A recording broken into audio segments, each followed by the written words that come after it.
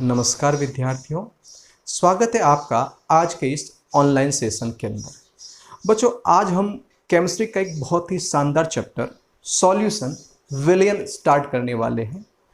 और ये चैप्टर इतना ज़्यादा इम्पोर्टेंट है कि इस चैप्टर के क्वेश्चन के बिना कोई भी बोर्ड एग्जाम के पेपर ले लीजिए, चाहे कॉम्पिटिटिव एग्जाम के पेपर ले लीजिए, इसके क्वेश्चन के बिना अधूरे ही रहते हैं। तो चलिए हम स्टार्ट करते हैं सॉल्यूशन। सबसे पहले है इसकी definition.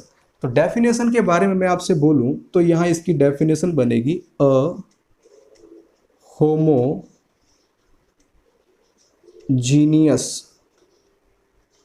Mixture of two or more than two component. Hindi में अगर अपने बात करें तो आएगा दो या दो से अधिक घटकों का सममांगी मिश्रण। ये इसकी जनरल डेफिनेशन बनी कि homogeneous mixture of two or more than two components, या हिंदी में कहें तो दो या दो से अधिक घटकों का सममांगी मिश्रण। अब अपने दिमाग में ये बात आती होगी कि सर ये होमोजीनियस मिक्सचर क्या है, ये सममांगी मिश्रण क्या है। तो इस होमोजीनियस या सममांगी मिश्रण का मीन्स ये हुआ कि जब हम दो या दो से अधिक घटकों को आपस में मिलाते हैं तो ये पूर्णतया मिल जाते हैं और मिलकर के केवल एकल प्रावस्था का क्या करते हैं, निर्माण करते हैं। When two or more than two component completely mix with each other and form monophasic system। तो इस तरह के मिक्सचर को हम जो है होमोजीनियस मिक्सचर कहते हैं। जैसे मैं आपको एक एग्जांपल दूं कि मेरे पास ये बोतल है। इस बोतल के अंदर जो पानी दिखाई दे रहा है, या मैं यूं कहूं जो सॉल्यूशन दिखाई दे रहा है, इसमें मैंने ग्लूकोज ऐड किया है, शुगर ऐड किया है या नमक डिजोल्व किया है, वो हमें अभी दिखाई नहीं दे रहा है क्योंकि ये कंप्लीटली मिक्सड हो चुका है। इस तरह के मिक्सचर को हम जो है होमोजीनियस मिक्सचर कहते हैं। सपोज दैट अगर मैं इसके अंदर सैंड मिट्टी डाल देता तो क्या होता। तो मैं बताया due to gravity sand particle settle down on the bottom. हमें पता है कि गुरुत्वाकर्षण के कारण जो मिट्टी के कण है वो बोतल के नीचे इकट्ठे हो जाते हैं और हमें दो प्रावस्थाएं दिखाई दे जाती, जो कि होमोजीनियस तो नहीं हो सकता, मतलब उससे हम विषमांगी मिश्रण कहते हैं। तो मेरे ख्याल से मेरी बात आपको समझ में आ गई होगी कि होमोजीनियस मिक्सचर क्या होता है, राइट। अब हम देखते हैं कि अगर कोई सॉल्यूशन दो घटकों से मिलकर बना हो, तीन घटकों से मिलकर बना हो, चार घटकों से मिलकर बना हो, तो उसे क्या कहेंगे।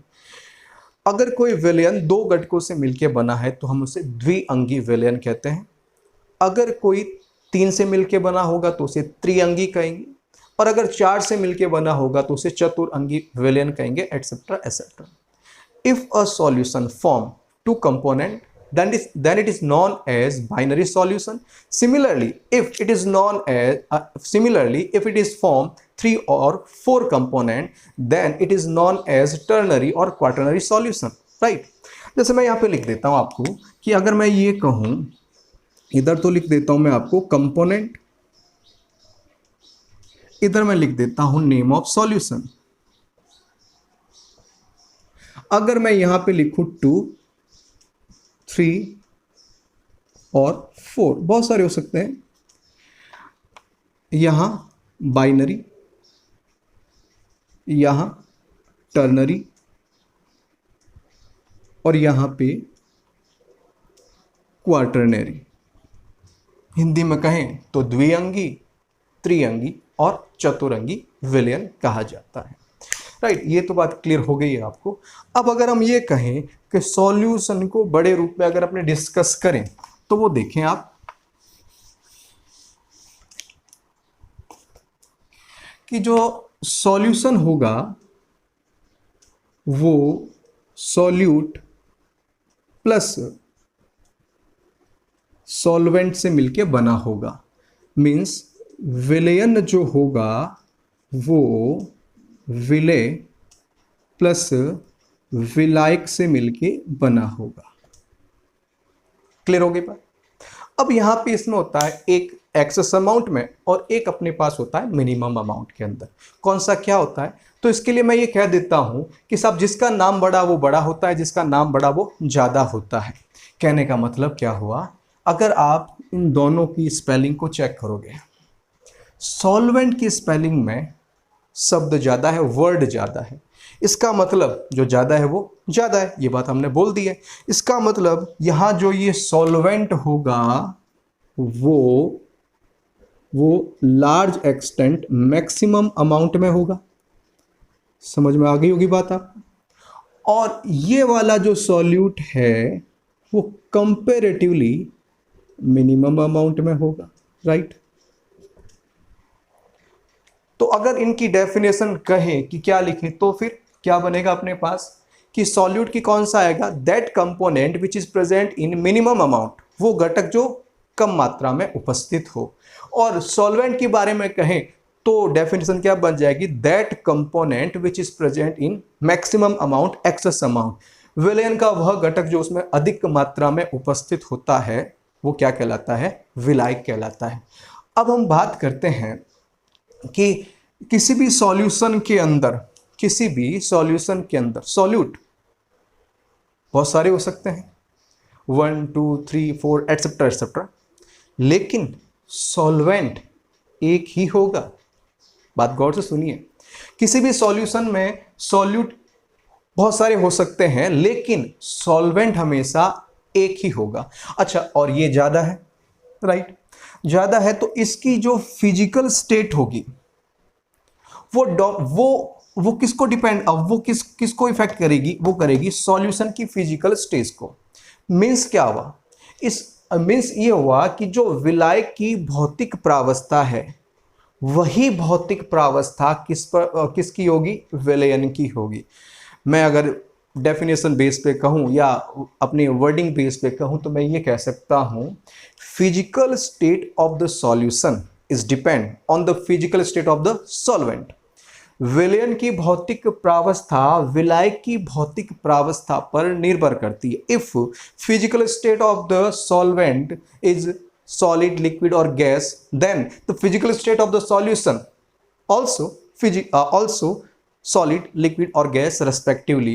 यदि विलायक की भौतिक प्रावस्था ठोस, द्रव अथवा गैस है तो विलयन की भौतिक प्रावस्था भी क्रमशः ठोस, द्रव, गैस होगी। मतलब ये ठोस तो ये भी ठोस, ये द्रव तो ये भी द्रव, ये गैस तो ये भी गैस।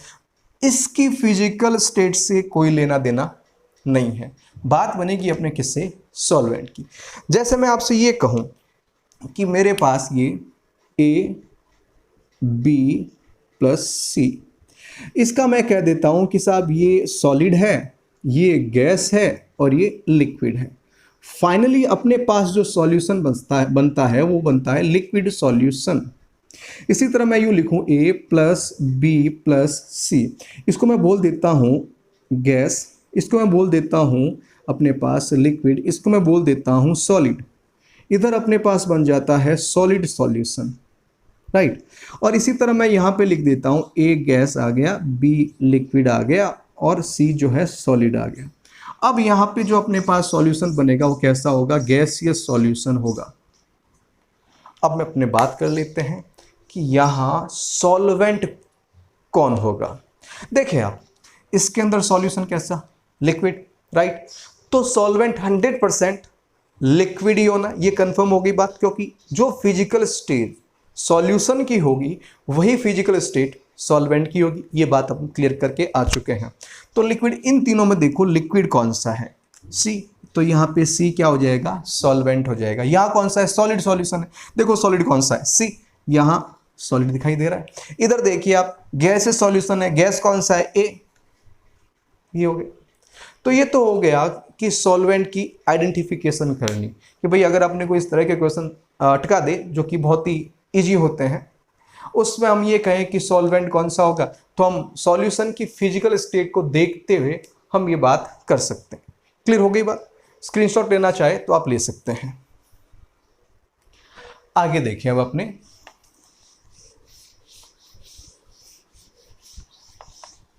अब अगर अपने और आगे सॉल्यूशन को बढ़ाएं तो एक तो सॉल्यूशन होता है diluted solution, dilute solution, Hindi में कहूं तो तनु विलयन, और एक होता है अपने पास कॉन्सेंट्रेटेड सॉल्यूशन, सांद्र विलयन।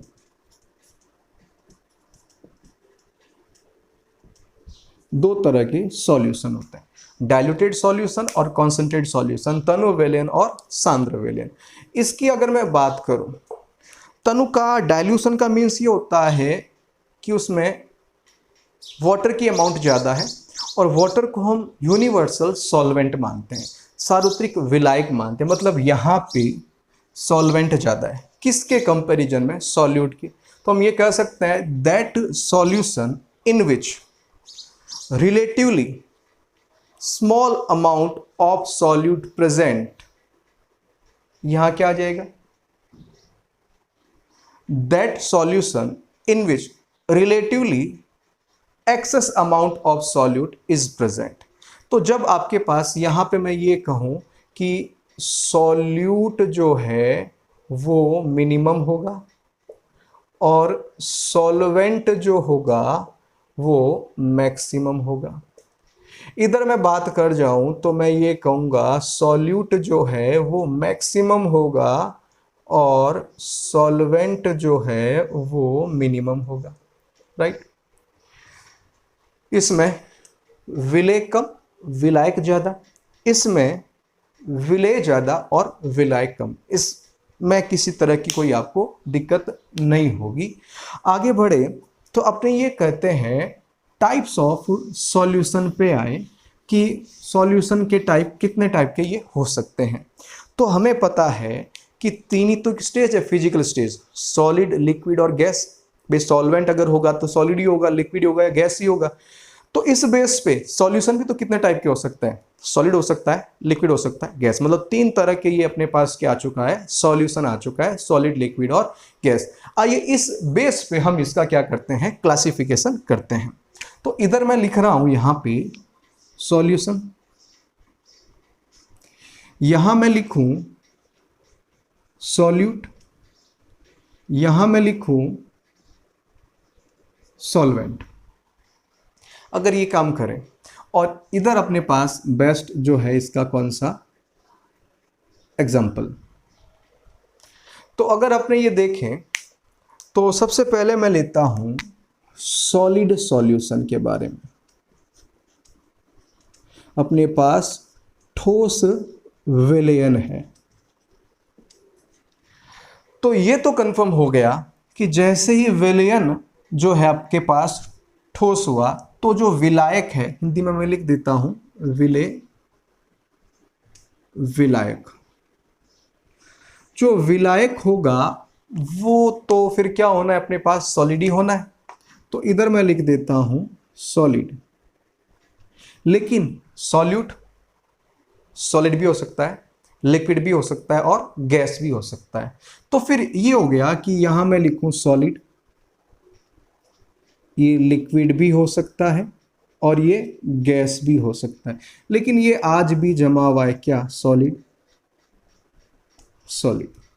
अब बात आती है इसके एग्जाम्पल की, क्योंकि एग्जाम में जब आएगा तो एग्जाम्पल से पूछेगा साहब इसका एग्जाम्पल कौन सा होगा। तो अगर मैं यहाँ इसके एग्जाम्पल की बात करूं तो यहाँ जो एग्जाम्पल बनता है वो होता है एलॉयज, मिश्र धातु। अब मिश्र धातु में हमें दो मिश्र धातु बिल्कुल याद रखनी पड़ेगी। एक अपने पास आता है ब्रास और एक आता है ब्रॉन्ज। तो अगर आपने ये कहें, मैं यहाँ लिखता हूँ, एक तो कौन सा लिखा मैंने? ब्रास, और एक लिखा मैंने ब्रॉन्ज। ये जो मिलके बनी होती है ये कॉपर और जिंक से मिलके बनी होती है और ये कॉपर और टिन से मिलके बनी होती है, राइट। अब बात आती है यहाँ पे अपने कि हिंदी में अगर लिख देता हूँ, हिंदी में इसे बोलते हैं बेटा तांबा और इसे बोलते हैं कांसा। तो अब अगर अपने ये देखें कि हमें ये पता है कि जब ये दो एलॉयज आएगी तो हम इसको बोलेंगे, एक तरीका बना रखा है लर्निंग टेक्निक जिसे अपने बोलते हैं, वो हम इसे बोल सकते हैं, यहां लिख देता हूं मैं, कॉपर का जंक्शन। हमने एक लर्निंग टेक्निक निकाली अपनी, कॉपर का जंक्शन। तो कॉपर का जंक्शन, इसका मतलब कॉपर तो आएगा, दोनों में कॉपर है। अच्छा, फिर देखो ये जंक से क्या बना, Zn, और सन से Sn, टिन। अब बात ये आती है, बच्चे ये कहते हैं कि सर क्या पता कि ब्रॉन्ज में जिंक आएगा कि ब्रास में टिन आएगा, इसका ऐसे कैसे पता चलेगा। तो हम तो कहते हैं हम तो ट्रूली केमिस्ट्रियन है और आयुपैक के रूल को हम बिल्कुल ओबे करते हैं। आयुपैक ने अपने को ये कहा है, जब हम नंबरिंग करते हैं किसी का भी तो अल्फ़ाबेटिकली चेक करते हैं। अल्फ़ाबेटिक चेक करें तो BR और BR दोनों में इक्वल आ गया साहब, और आयुपैक कहता है कि इन दोनों को काट दीजिए, राइट। अब देखिए कौन सा वर्ड आ रहा है, ए, और दूसरे में कौन सा आ रहा है, ओ। अल्फ़ाबेटिकली पहले कौन आएगा, ए आएगा। ए आएगा तो जिंक ब्रास में आएगा कि नहीं आएगा, और टिन किस में आ जाएगा, आपके पास ब्रॉन्ज में आ जाएगा। मेरे ख्याल से मेरी बात आपको ये क्लियर हो गई होगी कि कैसे इसको हमें लर्न रखना है। तो अभी मैं इसे फिलहाल रब करता हूं। आगे अगर अपने देखें तो अब अपने बात करते हैं कि सॉल्वेंट तो हो सॉलिड और सॉल्यूट हो लिक्विड। इस तरह का एग्जाम्पल जो बनता है उसे अपने बोलते हैं अमलगम। सर अमलगम क्या होता है, किसी भी मेटल के साथ अगर मरकरी ऐड हो जाए तो हम उसे अमलगम कहते हैं। जैसे मैं यहां पे एक लिखूं, यहां पे NaHG, वर्ड क्या हुआ, sodium amalgam. Zinc Hg, word क्या हुआ, मर्क्यूरी अमलगम। तो अमलगम जितने भी आएंगे वो इस तरह के सॉल्यूशन बनेगा। तो अगर आपसे कह दे कि साहब अमलगम कैसा होगा, सॉलिड सॉल्यूशन होगा। सॉल्वेंट कौन सा होगा, सॉलिड होगा। सॉल्यूट कौन सा होगा, लिक्विड हो जाएगा। यहां हम बात करें कि साहब इसका एग्जाम्पल कौन सा होगा, तो हम इसका एग्जाम्पल ये कह सकते हैं adsorption of gas on metal surface. Gas का धातु की सतह पर अधिशोषण। कोई से भी गैस और किसी मेटल सरफेस पे आ जाए तो उसे हम क्या, एडजॉर्ब हो जाए तो उसे हम क्या बोलते हैं अपने पास, आपके पास क्या कहते हैं, सॉलिड सॉल्यूशन बोलते हैं। ये बात याद रखना, ये एडजॉर्प्शन है, अधिशोषण है, न कि एब्जॉर्प्शन, अवशोषण नहीं है, ये एडजॉर्प्शन है। तो अब यहाँ पे अपने एक एग्जांपल बन जाता है, बुक में दे रखे एनसीईआरटी के अंदर, adsorption of hydrogen gas on palladium metal surface. Hydrogen gas का पैलेडियम धातु की सतह पर अधिशोषण। तो ये अपने को याद रखना है। क्लियर होगी बात। अब अगर हम इन तीनों को कि सर कैसे लर्न रखें, क्योंकि हमारा काम तो यही है, जहां आपको दिक्कत आएगी वहां हम खड़े हैं, हमारा काम क्या है। तो हम अगर तीनों को एक साथ अगर मैं कहूं तो हम इसको यूं लिख सकते हैं, ऑल गम एडजॉर्ब। ऑल गम एडजॉर्ब। ऑल से क्या बना, एलॉयज। गम से क्या बना, अमलगम। एडजॉर्ब से क्या बना, एडजॉर्प्शन। तो ऑल गम एडजॉर्ब अगर याद रखेंगे तो हमें इन तीनों के एग्जाम्पल याद रह जाएंगे। एलॉयज में मैं आपको ये कह रहा हूं कि साहब ये दो हमें लर्न रखने ही पड़ेंगे, ब्रास और ब्रॉन्ज। इनके लिए मैंने आपको एक और ट्रिक बता दी है, क्या करना है, कॉपर का जंक्शन लगाना है। तो साहब ये तो अभी अपने पास कौन सा हुआ, सॉलिड सॉल्यूशन हुआ। अब अगर मैं लिक्विड सॉल्यूशन के बारे में बात करूं तो हमें ये पता है ये वाला चेंज होना है, बाकी सारा तो रहेगा। देखें तो यहां अगर मैं लिक्विड सॉल्यूशन के बारे में बोलूं, द्रव विलयन के बारे में बोलूं, कंफर्म आपको पता चल गया होगा कि इधर तो तीनों ही कैसे होंगे, लिक्विड होंगे। क्यों होंगे, सॉल्यूशन कैसा, लिक्विड है, और सॉल्यूशन की फिजिकल स्टेट किस पे डिपेंड करेगी, सॉल्वेंट पे, विलायक पे डिपेंड कर जाएगी। अब बात करते हैं हम इसके एग्जाम्पल की कि यहाँ अपने पास कौन सा, यहाँ जो अपने पास बनेगा कि सॉलिड और लिक्विड बनेगा, क्या जो सॉल्यूशन बनेगा उसका एग्जाम्पल कौन सा होगा। तो इधर अगर अपन बात करें तो मैं लिख सकता हूँ सॉल्ट हाइड्रोलाइसिस या हाइड्रोलाइसिस ऑफ सॉल्ट, लवण जल अपघटन। किसी भी सॉल्ट को वाटर में डालने पे अगर वो डिजॉल्व हो जाता है तो इसी तरह का सॉल्यूशन अपने को मिल जाएगा। जैसे मैं ग्लूकोज को पानी में डालता हूँ, जैसे मैं नमक को पानी में डालता हूँ, जैसे मैं शुगर को पानी में डालता हूँ। अगर कोई सॉल्ट है और उसको अगर हमने उसका हाइड्रोलाइसिस कर दिया तो वो इस तरह के एग्जाम्पल में आ जाएगा। फिर बात करते हैं लिक्विड और लिक्विड। देखिए इसका जो एग्जाम्पल है उसका नाम हम ये कह सकते हैं वो है जो इस लॉकडाउन पीरियड में गवर्नमेंट की रेवेन्यू का बेस बना था, उसके भरोसे सरकार चल गई थी। समझ गए होंगे आप मैं यहाँ पे क्या बोलना चाहता हूँ, वही जो आप समझ रहे हैं। H2O प्लस C2H5OH दारू, बहुत पैक बनाई और लिक्विड का मजा लीजिए, यही काम होता है। तो पानी और एथेनॉल मिलकर के लिक्विड बन जाएगा, सॉल्वेंट भी लिक्विड होगा और सॉल्यूट भी कौन सा होगा, लिक्विड होगा। इधर अगर अपने बात करें तो ये तो हमें पता ही है कि क्या बन जाता है, कोल्ड ड्रिंक में यही होता है, कार्बन डाइऑक्साइड होती है वो किसके अंदर, वाटर में डाल दी जाती है, तो CO2 प्लस में क्या कर सकता हूँ, H2O, राइट। तो ये अपने पास जो है लिक्विड सॉल्यूशन के भी क्या बन चुके हैं, एग्जाम्पल बन चुके हैं कि अपने पास जब सॉल्यूट सॉलिड हो, सॉल्वेंट लिक्विड हो तो सॉल्ट हाइड्रोलाइसिस बन जाएगा, दोनों लिक्विड हो जाएगा तो H2O प्लस C2H5 दारू हो जाएगी। गैस और लिक्विड वाला होगा तो अपने पास कौन सा हो जाएगा, कोल्ड ड्रिंक हो जाएगा। इसकी ट्रिक भी मैं आपको बता रहा हूं कि हमने ये कहा साले ने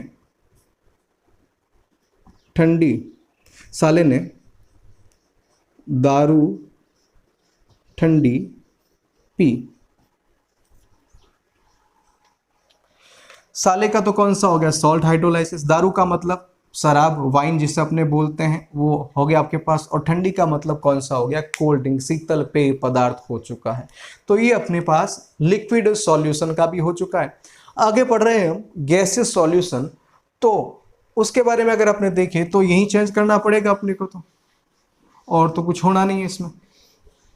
चलिए देखते हैं। तो यहां मैंने लिखा गैसियस सॉल्यूशन, गैसीय विलयन।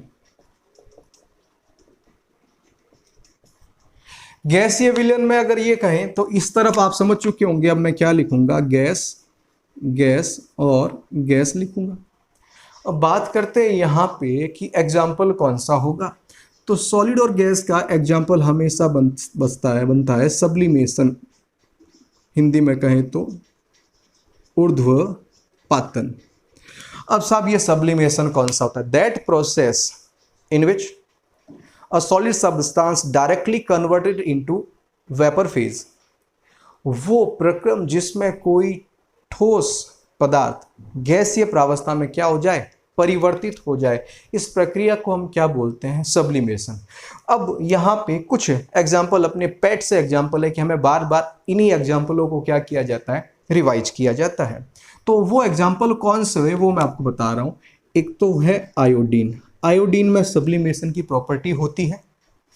एक होता है अपने पास अमोनियम क्लोराइड NH4Cl, तो इसे हम कहते हैं यहाँ पे आई अम्मी कल कैम्फर लेके। तो इसका ये एक एग्जाम्पल ये कैम्फर वाला भी हो गया जिसे अपने बोलते हैं कपूर, आई अम्मिकल कैम्फर लेके। तो आयोडीन ले लीजिए, अमोनियम क्लोराइड ले लीजिए और कैम्फर ले लीजिए, वो सब्लिमेशन, इनमें सब्लिमेशन की प्रॉपर्टी पाई जाती है। और हमें बार बार ये एग्जाम्पल देखिए पूछा जाता है कि कहाँ सब्लिमेशन है और कौन से किस तरह के ये क्या बनाएंगे, सॉल्यूशन बनाएंगे। आगे बात करते हैं, जब लिक्विड और गैस के बारे में कहें तो इसका एग्जाम्पल जो अपने पास बनेगा वो कौन सा होगा? वाटर वेपर, जल वाष्प। और इसका अगर अपने एग्जाम्पल गैस, और गैस का तो सारों को पता है, एयर, वायु, गैसों का मिश्रण ही है, इसमें तो हमें कुछ सोचना ही नहीं। तो ये सब चीजें हो गई हैं। अब अगर अपने इन तीनों तरह के सॉल्यूशन को एक साथ मैं कहूं तो मैं यूं कह सकता हूं ट्रिक के बेस पे, ऑल गम एडजॉब, ऑल गम एडजॉब, सालिने दारू मतलब शराब ठंडी पी, और सब जवा हो गए। ये लीजिए, पीने के बाद सब यही होते हैं, बूढ़े से बूढ़े जवान हो जाते हैं। तो ऑल ये अपने पास किसका बना बेटा? सॉलिड सॉल्यूशन का। ये अपने पास किसका बना? लिक्विड सॉल्यूशन का। और ये अपने पास किसका बना? Gas solution. सबसे देखो क्या बना? सब्लिमेशन, ज और वा, जल वाष्प, वाटर वेपर, और वा से तो वायु हमें पता ही है। ये कंडीशन बन जाएगी। ऑल से अगर मैं बात करूं तो एलॉयज, गम से amalgam, adsorption, salt hydrolysis, wine, cold drink, sublimation, water vapour और एयर। तो ये हमें याद करवाते हैं इनके एग्जाम्पल। और अपनी केमिस्ट्री पढ़ाने का तरीका यही रहेगा कि हम लोग नर्सरी क्लास में प्ले वे मेथड देते हैं, मैं after 10th play way method देता हूँ। खेल खेल में अपने पास शिक्षा रहेगी, यही अपनी लर्निंग टेक्निक चलती रहेगी। अब हम इसके बाद जब हम बात पढ़ते हैं तो अब मेन जो टॉपिक बनता है इसके अंदर वो कॉन्सेंट्रेशन ऑफ सॉल्यूशन का बनता है। Concentration of solution. तो कॉन्सेंट्रेशन ऑफ सॉल्यूशन के बारे में अगर अपने देखें तो कॉन्सेंट्रेशन टर्म जो होती है उसको मैंने दो ग्रुप में डिवाइड कर दिया है। दो ग्रुप में डिवाइड किया। एक को कहते हैं अपने ग्रुप ए और एक को मैं कह देता हूं ग्रुप बी। ये वाला जो ग्रुप ए है वो हम ये कह सकते हैं कि ये मास रिलेटेड है, और इधर वाले को मैं अगर मैं कहूं तो ये कौन सा आ गया? वॉल्यूम रिलेटेड हो जाएगा। मास रिलेटेड है, इसका मतलब ये टेम्परेचर से इंडिपेंडेंट है, और वॉल्यूम वाला है तो ये टेम्परेचर पे डिपेंड करेगा। कैसे? अगर अपने ये कहें कि अगर मान लीजिए कोई अपने पास बोतल है, वो अगर खुल नहीं रही है, उसका ढक्कन अगर हमसे खुल नहीं रहा है, कॉक अगर हमसे खुल नहीं रही है, तो मैं पता है हम उसको गर्म पानी के अंदर थोड़ी देर रख लेते हैं जिससे वो थोड़ा लूज हो जाए। तो ये वॉल्यूम का केस है कि टेम्परेचर के साथ वॉल्यूम घट भी सकता है और बढ़ भी सकता है, कम भी हो सकता है और ज़्यादा भी हो सकता है। तो इसमें अगर आपने देखें तो कौन कौन सा आता है? एक तो होता है इसके अंदर फर्स्ट जो होगा वो आएगा मास परसेंटेज। सेकंड जो आएगा वो इसके अंदर आएगा अपने पास मोल फ्रैक्शन, हिंदी में कहें मोल भिन्न, और इसको द्रव्यमान प्रतिशतता। थर्ड अगर मैं ये कहूं तो यहां अपने पास आएगा मोलेलिटी, मोललता, और एक बनता है पार्ट्स पर मिलियन पीपीएम। जबकि इनकी बात करूं तो एक बचता है अपने पास weight by volume percentage, mass volume percentage. एक बचता है अपने पास वॉल्यूम बाय वॉल्यूम, तो ये आ गया आपके पास वॉल्यूम परसेंटेज। हिंदी में कहूं तो ये द्रव्यमान आयतन प्रतिशतता हो जाएगी, और ये आयतन प्रतिशतता हो जाएगी।